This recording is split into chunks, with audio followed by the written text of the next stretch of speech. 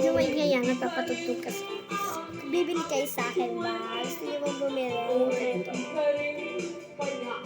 Photocard ng mga babae. Meron din naman ako pang boss. Gusto niyo yung bumili. Baka gusto niyo naman bumili. Oh, dadalawa na lang. Tapos tatatlo na lang din yung fan. Nadalawa na lang din yung bini. Meron din ako papatalang isa pang ganito. Bini. Gusto niyo naman bumili? Bili kayo. Pero, para may papadala ko sa inyo to, mag-like and subscribe and share muna kayo bago kayo mapapadalhan. At sundin at panoodin nyo lang ito hanggat dulo, guys.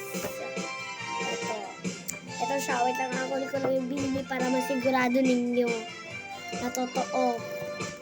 Ito na lang, guys. So, nagtanggal ko lang sa sipot niya. Ito siya. Bini. Bini. O, diba? Sure na sure kayo. Dalawa na lang.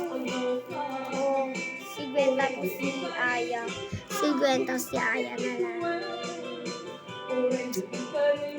Kung gusto ninyo, dalawa na lang siya. Kaya ganito ko siya ibibigay nyo kasi. Kung ito yung napili nyo naman si Gwen. Kasama niya, ito.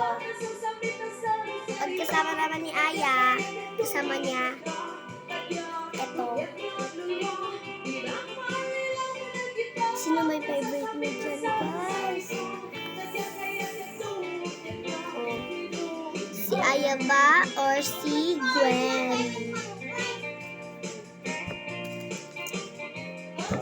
Gusto nyo bumili sa akin, pili na kayo, pero mag-like and subscribe and share muna kayo bago kayo magpapadalahan. Mag-chat kayo nung sa akin, ha? Pangalan ko pala, Jonaline.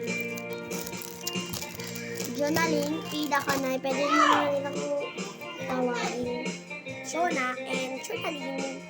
Kaya Jonaline Pida Kanay. O kaya Jonaline P.